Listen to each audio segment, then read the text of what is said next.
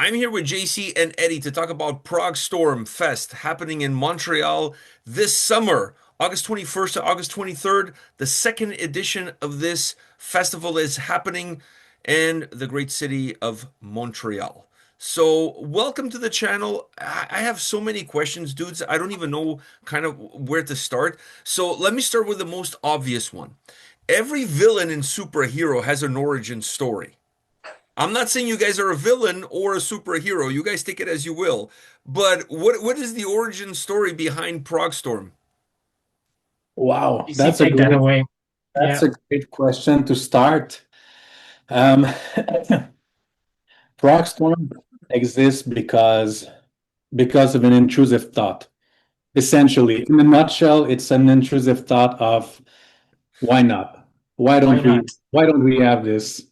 So I can elaborate for a full hour about this, but essentially, it's an intrusive thought that has gone too far. Yeah. When did that thought creep in for the first time? Um, the idea was uh, somewhere around like November 2024, something like that. Me and my bandmates in Void Chaser, we just got invited to Prog Power Europe. And at some point, we were so excited about the whole thing. And at some point, one of us said, why don't we have something like that in Montreal, in Canada, something just, like a Prague specific festival. And one thing led to another, and I said, let's just do it. Let's just do it. We had to plan a show for the band for the next summer. And I was like, well, what's the difference between organizing one show and organizing a festival?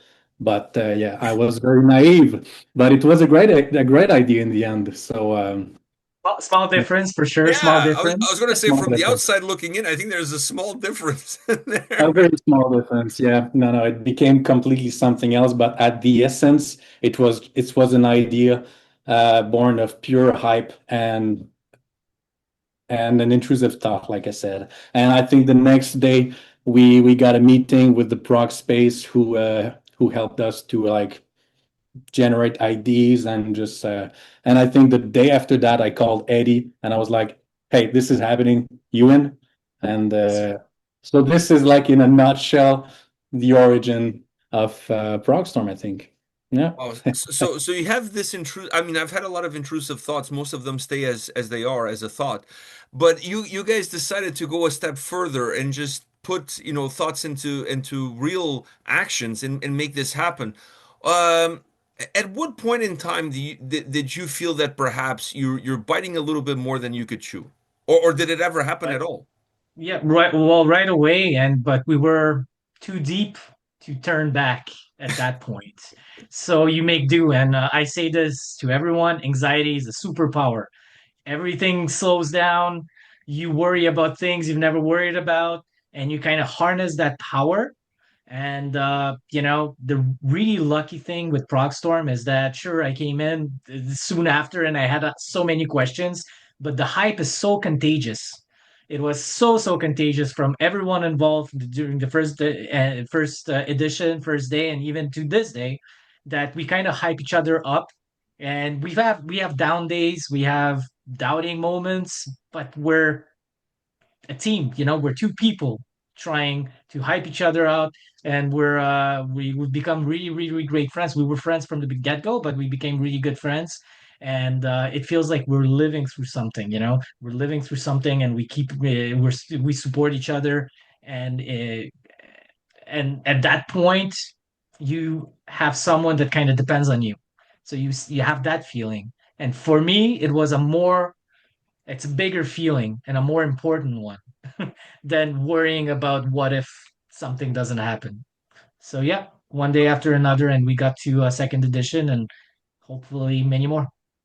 Well, that's going to be my next question. Is not about many more because we still haven't dissected this one yet. But at what point in time during that first edition last year did you guys thought to yourselves, okay, this was a success? Because I'm sure if it was an absolute failure, there's no way you're going in for the second time around. I mean, that's kind of the definition of insanity, is to do the same thing over and over again and expect a different result. So obviously there were successes, regardless of the challenges. There were successes with the first edition that gives you guys the strength and the vision to continue and say, okay, let's do this again next year. So what were those victories, those wins that the first edition gave you that added the confidence for you guys to move forward? That's another great question.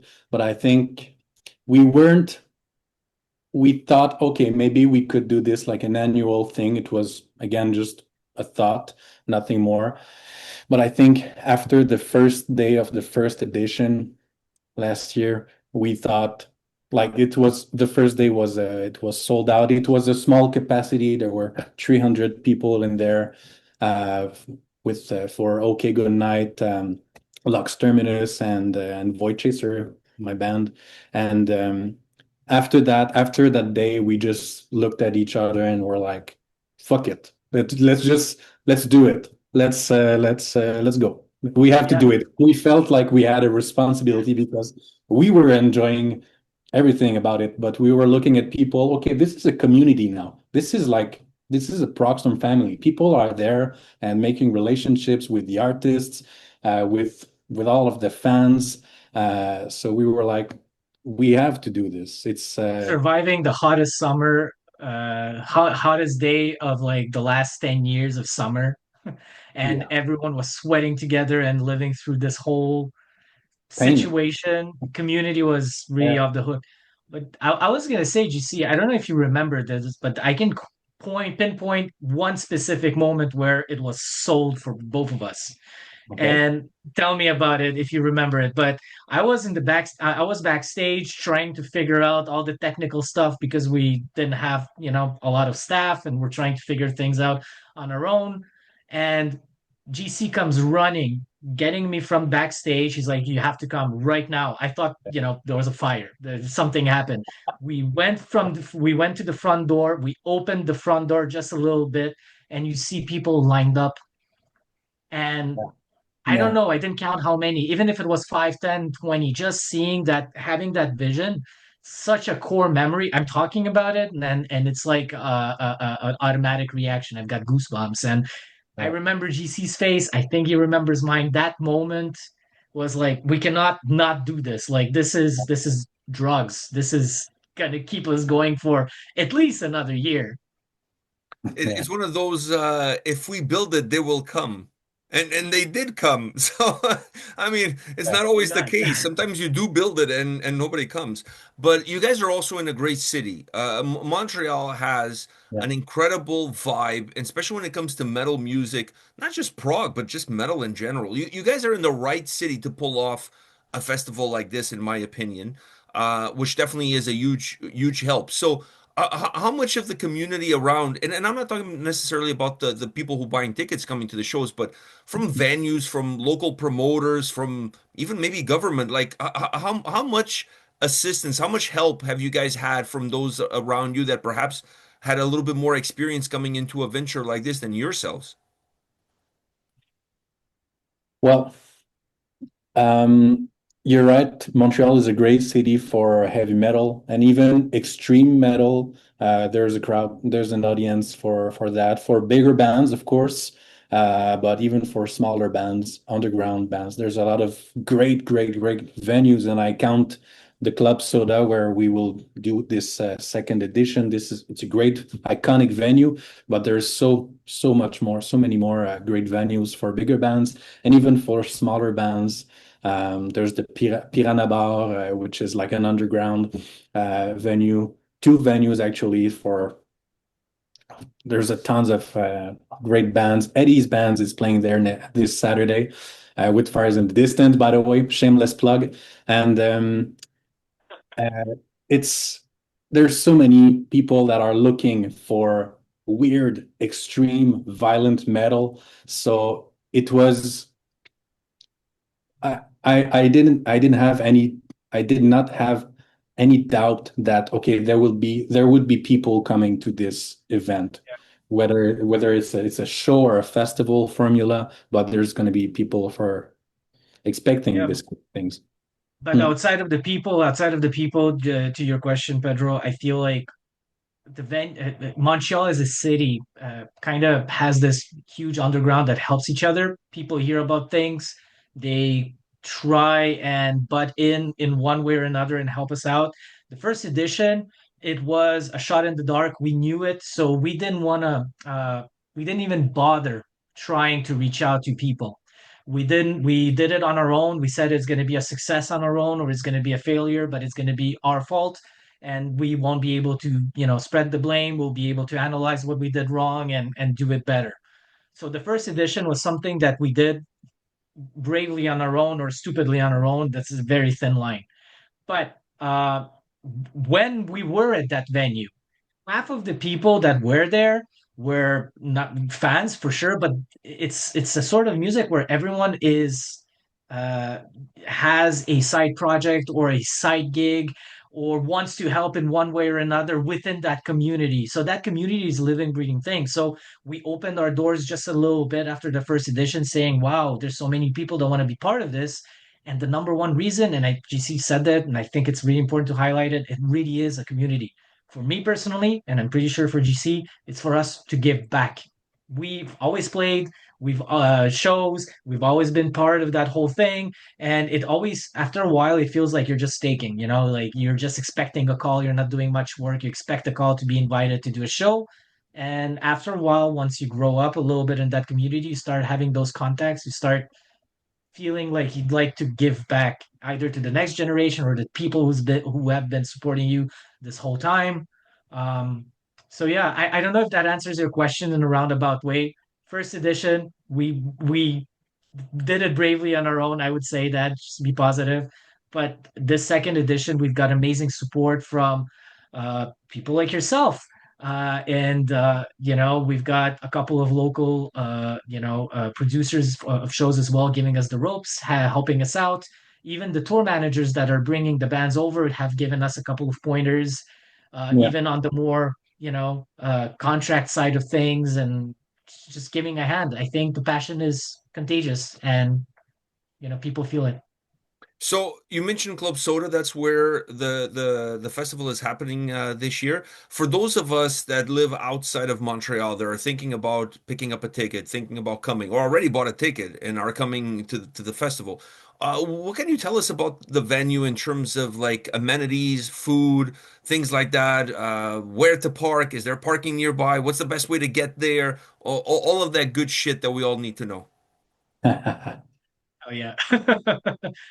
Well, maybe first we can tell people maybe you can visit the Progstorm website. Well, you'll find everything you need to know. We even have a page for visitors for tourism, like tips where you should do this or that. And no, the Club Soda is like I said, it's an iconic venue. It's been there for I don't know 40 years, something like 70s, that. 70s, something 80s. Yes, it's an old venue, but it's got renovated over the years, and it's top quality for a show like this. It's quite a big venue. Last year we got a 300 capacity venue, so it was a small venue. Now it's a bigger room. It's 1,000. And So it's in the heart of Montreal as well. So the good news, heart of Montreal. The bad news, it's the heart of Montreal. So the I know the exactly what you're parking. saying. I know exactly what you mean. yeah, So you can walk anywhere and get food, and we've got on our website. We've got all our best places around there. You want an ice cream, you can have it. Just go yeah. visit the Progstorm website. You want to If you want the poutine? The best poutine, poutine, just go on the website. Yeah. 100%. Yeah. Wow, you sold me on the poutine. I mean, unfortunately, I'm lactose intolerant, so I can't have poutine. But dude, like you guys have the best poutines. Let me just tell you that. Like here in Toronto, we're struggling to find some quality poutine. Let me tell you, it doesn't even scratch the itch, if you will. So you're running this for 3 days from August 21st to August 23rd. I want to run down all 3 days with you guys individually, so we can talk a little bit about the bands and how you put this lineup together. So on day one, you have, and I'm going to read this because I don't want to miss anybody. You have Hillward, Factual Sun, Aeternum, Grey Lotus, Vulcan, and then Cynic as the headliner. Yes. Um, when you're putting these lineups together and you're specifically putting day one together, what thought process goes to your mind in terms of what bands do you feel line up better or work better with one another? Is there a thought process behind it? Yes. Yes, very much so. There are a lot of We thoughts. This is not intrusive, the order of the bands, but it's very subjective. So it's hard to explain the logic side of things. But yes, Eddie and I, we take all of these decisions together. We're constantly talking like, hey, we should have Vulcan right before Cynic. Yeah, yeah. Okay, let's do that. Okay, perfect. Let's make it official. So yeah, very intentional. we fight, and we find the best compromise, and that best compromise is the best of both worlds, and that's what happens, you know. But Mm, uh, off we don't fight that much. I just love to say that, but it's once two people click on something, there's something there. So we just kind of mhm. feel how I as a fan, or we as fans would love the process of the show, going to see the show and how it evolves throughout the day. So I think there's like a journey every day, and we discussed that a lot. We fought over it a little bit, and it ended up being that lineup. Yeah. Yeah, Now, and we yeah, sorry, go ahead. Uh, we try our best to keep the lineup mixed. Like it's a progressive metal festival, and prog metal is in the middle, and then we go sometimes in the more extreme forms of prog metal, and sometimes in a more prog rock metal, and it's three-dimensional. We go into different kind of genres. For example, Fractal Sun, they're more into the kind of virtuoso symphonic opera metal, and then you got Cynic, which is like luminaries into the prog music years ago. So we try to keep it mixed as much as possible. We don't want to have like this is an extreme metal day, this is a classic prog rock day, and this is like your usual Dream Theater-esque band. So we want to try to keep it mixed so people will discover new subgenres, and some people will obviously take they will discover some bands, they will rediscover some older bands. So but we try our best to keep it mixed, but in an intentional way. So Yeah, before you we can. go into day two and day three, when you guys are putting together the overall roster, do you first target what the overall roster of bands is going to be, and then from that you start to work out what each and every single day will be, or you already start to looking at certain bands based on who you got, who you need to fill in a slot? How does it work, that part of the process? Mm. Yeah, I think ultimately our job is to create the best context possible for the bands, right? So, and for the fans, and give enough space and time for everyone to kind of shine on their own. I think that's what's important to mix everything, because what is prog anyway? Everyone will be subjective to what it is. Now, not everything that we try, not everyone that we connect with works out at the very end of it all. But we try our best to kind of accommodate the best kind of case scenario. But of course, you have to have buffers. You have to be smart about how you place items, how you place things, and your discussions with, the bands. That's important because it's a living, breathing thing until it's on paper, right? You can't really say last minute, we thought you were going to be on an opener, but finally we want you to play a 2 hour set as a headliner. You can't really have that approach. You have to know most details way, way ahead of time. So it's really a big puzzle, and it has a lot of moving parts. And as soon as we can complete a moving part, we can concentrate on something else. So they kind of it's really up to us. I think GC, you can agree. It's really up to us to kind of be a filter for ourselves as well and our excitement, and just figure out how best to approach who and when and what time, so that there's no false promises. There's no situations that either parties can regret. Mhm. So moving into day two, which if you guys don't mind me, I'm going to say that's my favorite day because you have Car Bomb as the headliner. You have Ancients, outstanding band, by the way. They're going to be in Toronto, I think, in September or something like that. They're going to be on a tour package and they're going to come to Toronto in September. Then you have an Abstract Illusion, great band as well. Exist Desiderium, this one I've never heard of. And then Chronochromy, which I also never heard of. So two interesting bands to start off the day, at least for me, because I haven't heard of those. But everything that comes after, it's what I would call a certified banger. From that point on, there's like really well known and well established names on that second day. Even for someone like me who's not necessarily a huge prog fan, man, I look at that day two and it's like, wow, that's quite the day you got going there. Not that day one wasn't good, don't get me wrong, but I just feel like day two is incredibly stacked. How do you feel about that day two? Oh, we Excited. well, yeah, very, very excited, of course. Like we are fans of all of these bands, from 100%. headliner to opener.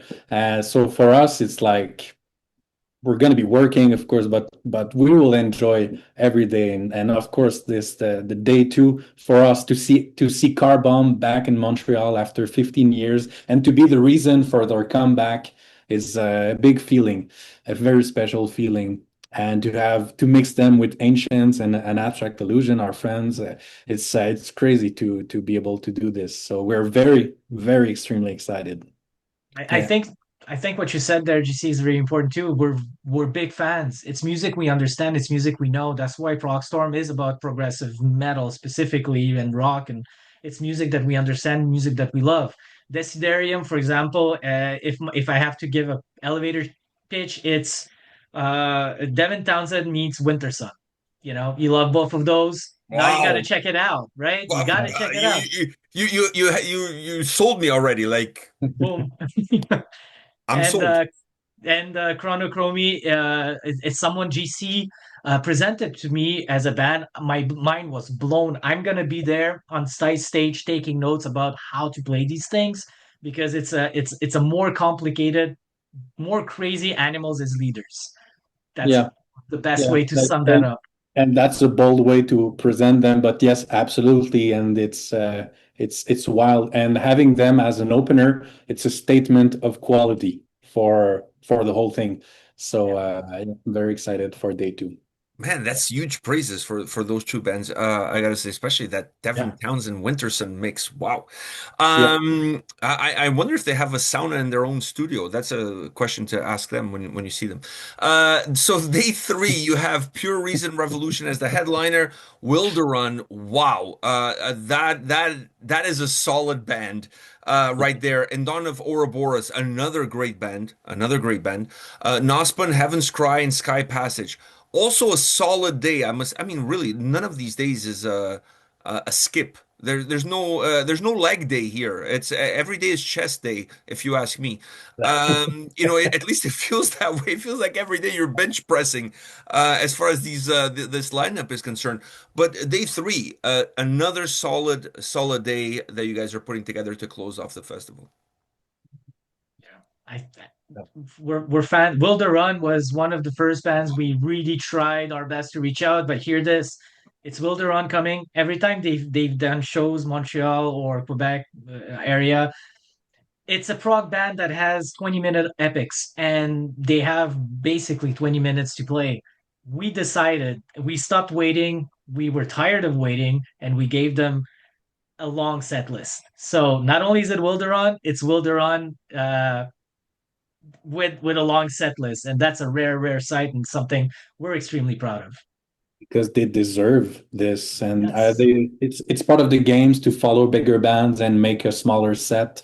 But no, we want Will to run. We want the full 60 minutes set. So yeah, we're very excited as well to witness Will to run back in Montreal and Pure Reason Revolution. That's another one that we are extremely proud to have. It's been last time they were in Montreal was in what was 20 years ago, and they didn't do any other performance in North America except which one is Close to that? the edge, I think.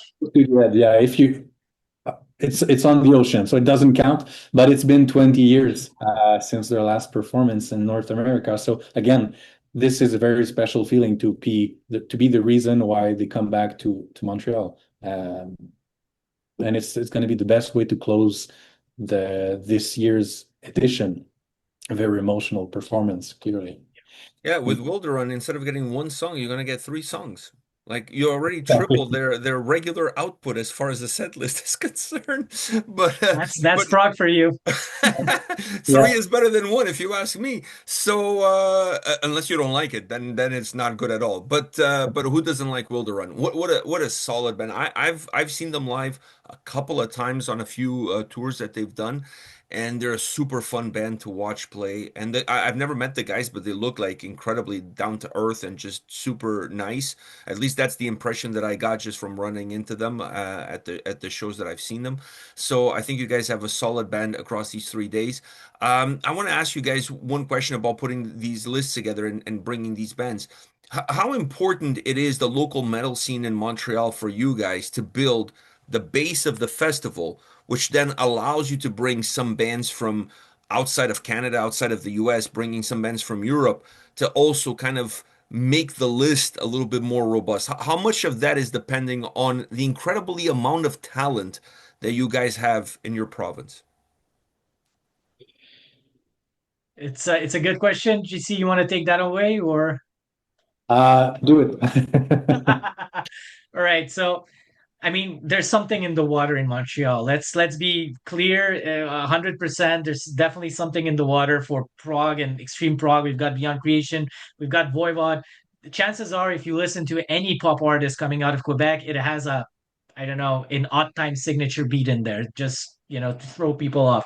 Angine de Poitrine, is that prog? 100% for us. So it's not that we rely so much on the local scene, but what is important for us, I think, is the mission statement that we will always leave space for the local scene.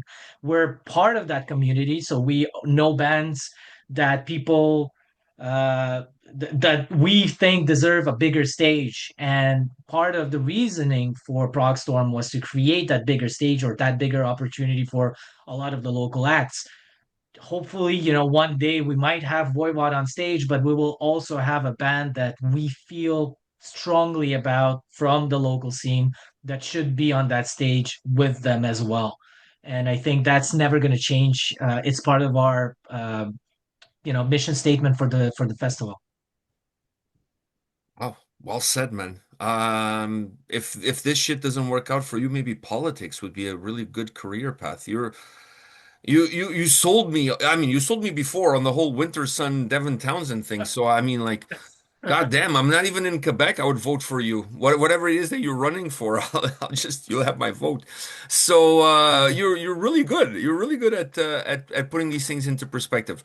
Perhaps even better than me. So with that said, I'm going to give you guys the final word. I feel like I'm at the Jerry Springer here. You guys get the final word. Something that I missed, something that I didn't ask you guys that you guys want to mention to those watching this video. I will put all the links in the description of the video. I will put a link to your website, Instagram, Facebook, all of that good shit, so people can go find out more about the festival and pick up tickets and come and see you guys in Montreal. But is there something that I missed? Something that you guys want to mention? Is there something? Wow. Uh, yeah, maybe, I think it's important to highlight the fact that it's an all ages fest. Hmm? Yeah. And that's a really surprising thing, but that was also something from the get-go we really wanted because we had a lot of families, like prog families that follow Dream Theater for their 30 gigs at a time as a family. That's what they do. And I thought it was like such it's cool. It's so cool. It's a cool move. And we've met a lot of families that were really thanking us for opening the doors to all ages. And I think that also became quickly part of the mission statement. It's to be inclusive and to be all ages in the festival. Basically, we try to make the biggest safe space for prog nerds and nerds alike to enjoy music together and try to count the odd beats. Good luck with Car Bomb. Oh my God. Yeah, What I told you, dude, this guy could run for office. absolutely. No, I refuse categorically, but I appreciate the sentiment. Thank you very much, sir. Listen, if I'm ever in trouble with the law, and then I need someone Good on guy. my side to present my case, I'm calling you.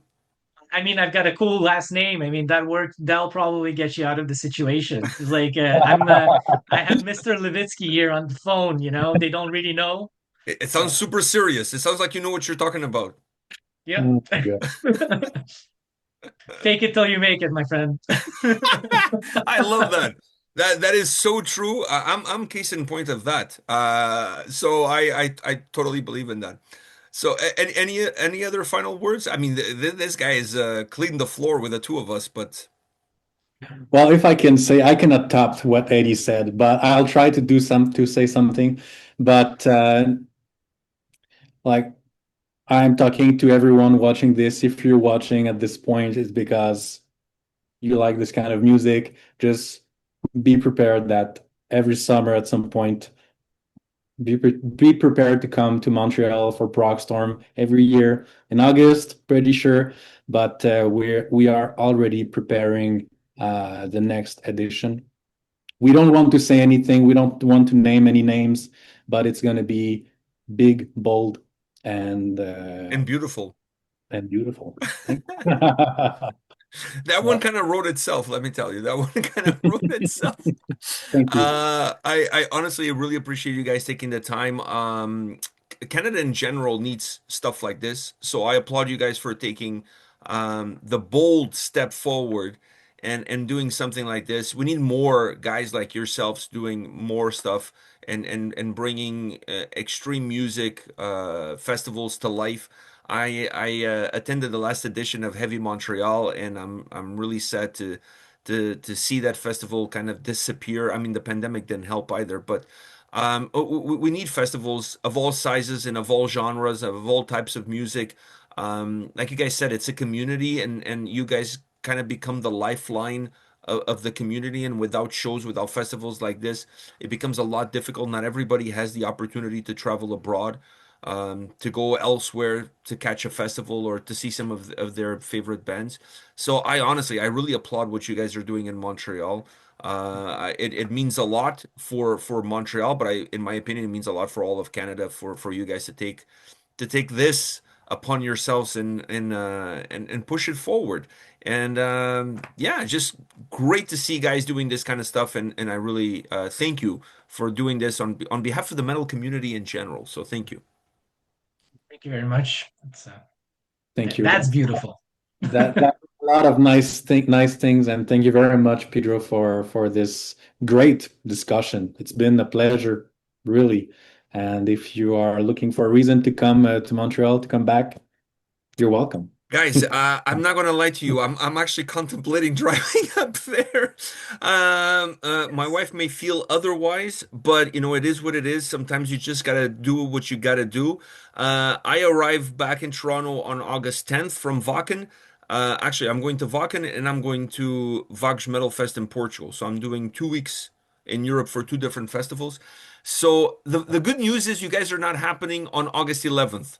So, because that would be a hard sell to show up, swap suitcases, and just fucking go out again. That would be a hard sell. The fact that it's the 21st to the 23rd, guys, I'm this close from showing up there. So Well, you how might about see me. I'll be in touch, but yeah, Please, I'm this close. I'm really like I have an itch that's making me feel like, you know what? I need to get in my car and drive to Montreal. I just think come. that itch Don't Yeah, worry. come. I Just think that come. itch has a name. It's called Desiderium. You have to check them out. And if it was on point and exactly what I said as an elevator pitch, I mean, that's it. That's the contract. You have That's to the come. sign. That's the sign. I'm not gonna lie. That was kind of was not the nail in the coffin, but at least you guys put the lid on the coffin. So like the lid is there. So you know what I Yeah. mean? Like, but that was definitely a huge selling point. But there's so many, honestly. like Wilderun is a great selling point. Car Bomb. I mean, like the list goes on. You guys have some really interesting bands, and every day, even if there's one or two bands that you may not be really into, there's just so much there to offer the fans that if you need to take one band break to go to the washroom or grab some food or whatever, you also need a little bit of a buffer. I find with every festival, there's always a band that you kind of need a buffer to go do something. For everybody will be a different band, but you guys have really a stack lineup every single day, so there's something to be said about every day offering something different, offering something unique. And I think you guys are doing a phenomenal job. So I'm this close, man. I'm this close from pulling the trigger. I don't want to say anything now. I think I'm going to wait until I come back from my trip, and then it's like, oh, by the way, on the 21st, I'm going to Montreal. So I may do something like something crazy like that. Music to our ears, man. Hopefully, we'll see you there. I know. I'm going to stay in touch with you guys. I'll let you guys know. Like I'm serious. I'm not just saying this because we're recording this video. Like honestly, I've been thinking about it for a few weeks now. I also have this bug. Like I just came back from Iceland from a festival, so like this year I think I have like 6 or 7 festivals that I'm attending. And to not go to one this close to home, I think would be sacrilege, to be honest with you, especially when you're spending so much money flying abroad.